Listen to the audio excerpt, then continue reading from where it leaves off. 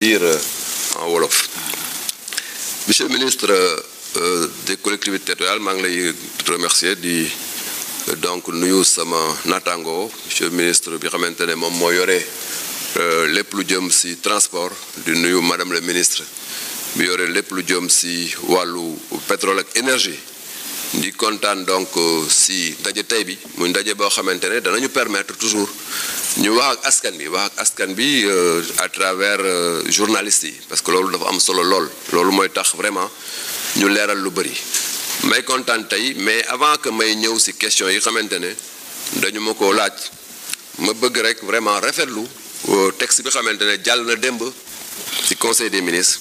boo xamante ne day dindi Sénégal lu ñuy wax village de reclassement social 1976 la ñu jëloon benn texte boo xamante ne dañoo jëloon juróom-ñeenti village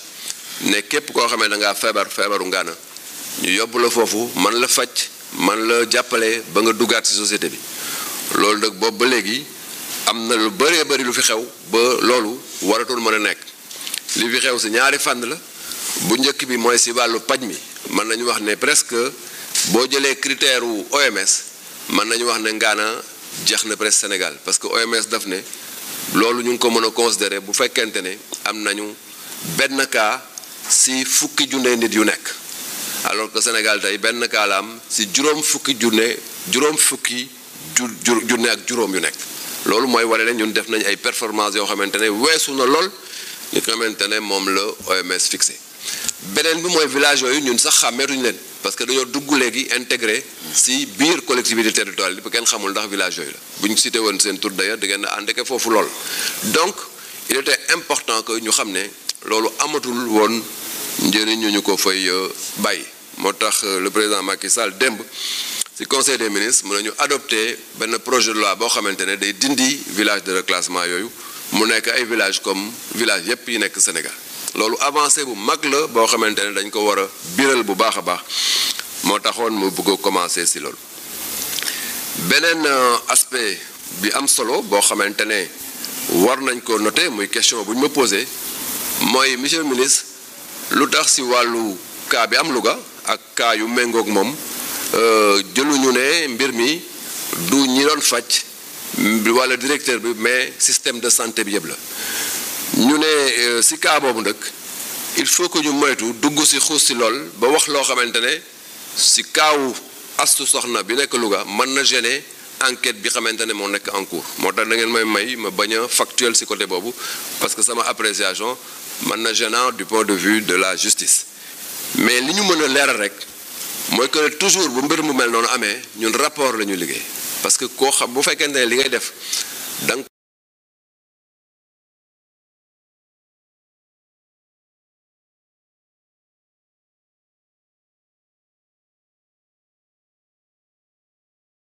maintenant direction de la santé de la mère et de l'enfant ak la chaire de gynéco de l'université de Dakar ñoo ko piloté li mu ñu indil xam nañu fa ñu situer responsabilité te d'ailleurs il y a quelques années je crois que c'est en 2017 bu ngeen fàttala ko cas bu mel nii ba mu amee Pikine rapport bi dafa génne woon leneen loo xamante ne indexé wul woon personnel de santé man en tant que ministre maa jóg jël la parole ne la responsabilité des chirurgiens engagé wuñu ko du tout je crois que cas de figure bi nag leneen la joxe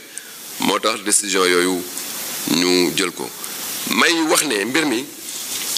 du tuuma bu ñu teg ci kaw sage-femme yi du tuuma bu ñu teg ci kaw médecin yi du tuuma bu ñu teg ci kaw personnel de santé et d'action sociale yi j'insiste beaucoup là-dessus moom laa woon tout à l'heure bi may wax nasaraan ne il faut pas que l'arbre cache la forêt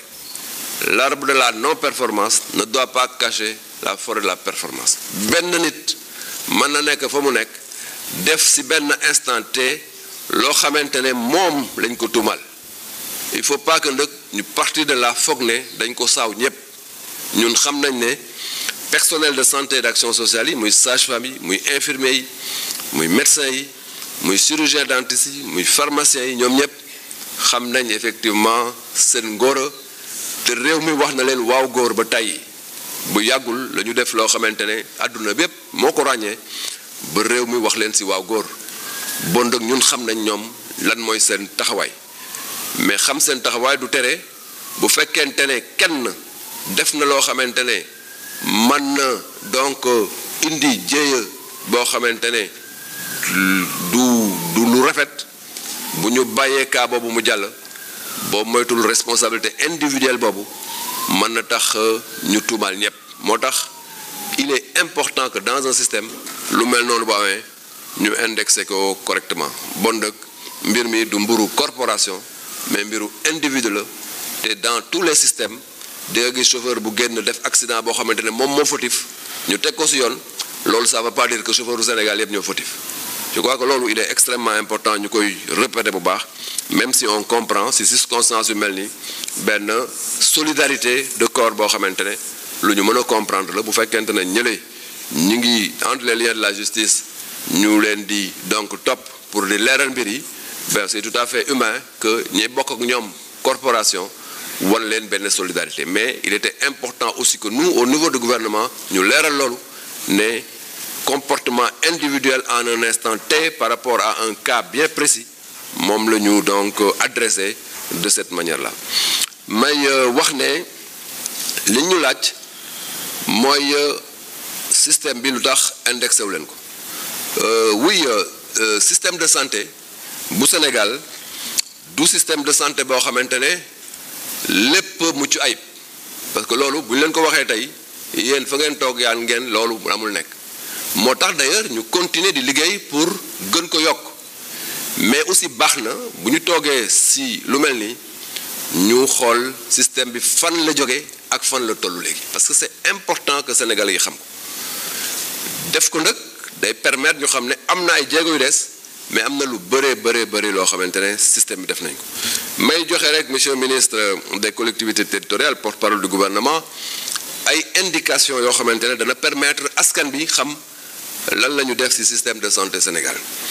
2012 budget wu santé Sénégal 110 milliards lool fi may wax ak yéen 230 milliards la de 110 milliards à 230 milliards yaakaar naa ne li ci yokk ëpp na 200 milliards loolu nag yéene ak engagement ak vision moo tax ñu dem foofu mais yokkuñu budget bi rek te amul jeexital ci système de santé bi ñu yokkee budget bi dafa am jeexital bu wér ci système de santé bi ma jël quelques exemples mënoon nañ toog di jël exemple yu bëri ma jël ci quelques exemples rek ma jël exemple ci wàllu ressources humaines ci ñaari at yu mujj yi recruter nañ 1500 personnels de santé et d'action sociale ci benn temps bu njëkk bi mooy junne ak juróomi téeméer mais recruter waat juróom-ñeenti téeméer ak juróom 905 personnels de santé donc booy xool ci ñaari at rek recruter nañ plus de 2300 personnels de santé et d'action sociale loolu nag dafa nekk lu am solo loo xamante ne dafa donc yokk suñu pas-pasu personnel de santé moo tax boo demee ci poste de santé yi da ngay fekk toujours lu ñuy wax le binôme sage-femme infirmier loolu tam am na solo lool beneen aspect mooy vraiment ci wàllu équipement dañoo tàmm di wax dialyse ci dialyse bi 2012 centre de dialyse yi ñaar fukk ak ñeent générateur lañu amoon fi mu nekk nii am na ñetti téeméer ak ñaar fukk ak ñeent générateur ñaari ville rek ñoo amoon poste dialyse ci réew mi mais tey dëkk boo dem ci Sénégal région boo dem di nga fa fekk effectivement donc dialyse loolu dafa am solo région bu mujj boo xamante ne ñi ngi donc actuellement travailler pour installer ko mooy l'hôpital Amath Dansokho de Kédougou loolu nekk na lu am solo ci wàllu bourse toujours dañu wax ne spécialistes yi amuñu ci biir région yi loolu ñun moom lañ fi bëgg a jëlee moo tax ba ñu fekkee en 2012 ñuy jël ñeent fukk ak juróomi boursier par at di leen fay 150 000 fanweeri junni par weer ñu ne loolu il faut que ñu dakkal ko chaque année commission bourse yi dana joxe lu ëpp téeméer ak juróom fukki bourse en moyenne ba pare fayu bourse bi day nekk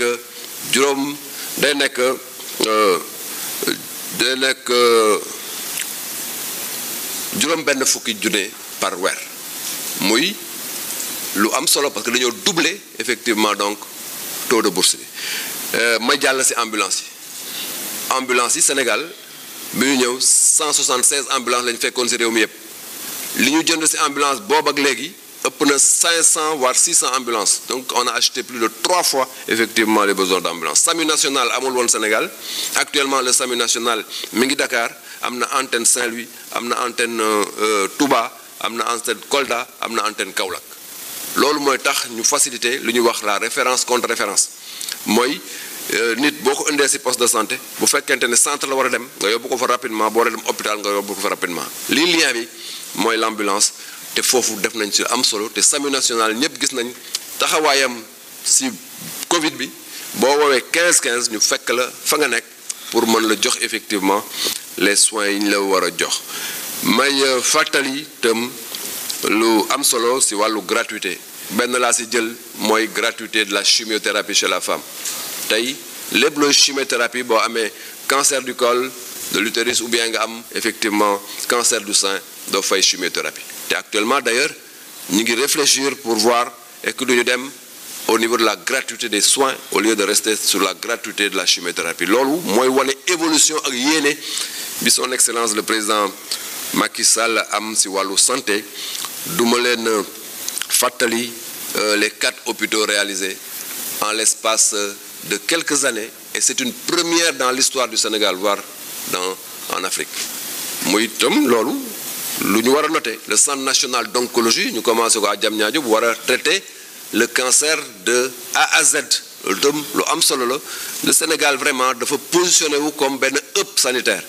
dans quelques j'allais dire mois di ngeen gis le vaccinopole de Diamniadio ñu taxawal fa donc benn usine boo xamante ne lépp lu jëm ci vaccin su Covid mais du yem rek ci vaccin Covid mais vaccin yeneen yi nekk ci PV bi daf koy defar loolu mooy ambition bi ñu am pour que notre pays nekk un hub en matière de santé am na lu bari loo xamante ne donc waxuñ ko moo tax bu ñu nee donc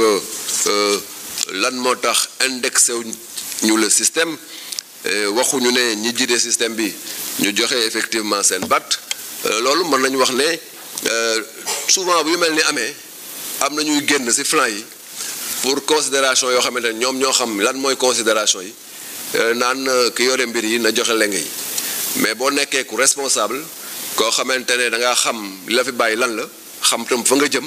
mais xam lan mooy responsabilité yu mel noonu doo ko sax déglu parce que li ëpp solo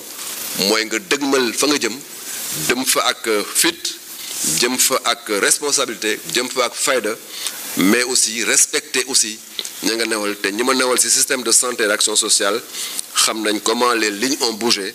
mais je répète encore bu ñu bàyyi l'arbre individuel de la non-performance mu nëbb la forêt collective de la performance et de la qualité loolu dama ci bëgg a insister bu baax hôpital Dantec wax nañ ko temps yi président de la République décidé na effectivement que dañ koy tabaxaat muy lu am solo dans le système de santé parce que Dantec dafa bokk suñu wax ADN système de santé bon nag cette décision là jël nañ ko temps yi lay passé monsieur le ministre des collectivités territoriales porte-parole du gouvernement nga permettre ma aborder 2 questions yu ñu posé en plus de ça mooy sur les écoles de formation question bu am solo la loolu effectivement jot nañu ay instructions yu leer man maak sama naataango bi yor lépp lu jëm ci njàng mu mag bi pour que donc ñu càmbar école yooyu xool leen bu baax xool effectivement naka la ñu tëddee la ñuy def lan la ak ANAQ-Sup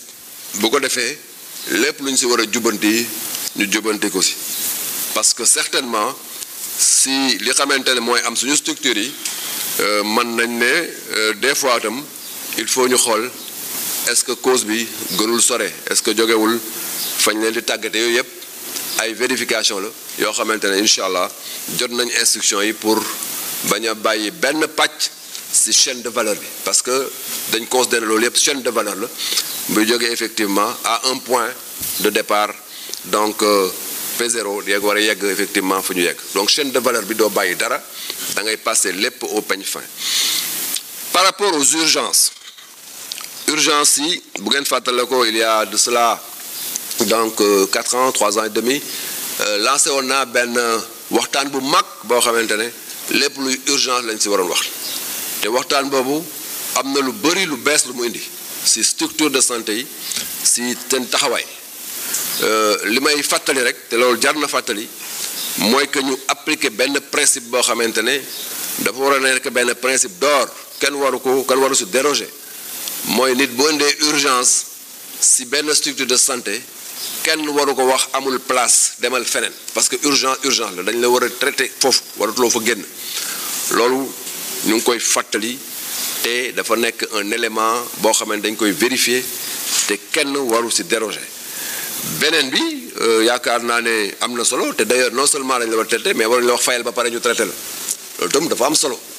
donc la question des urgences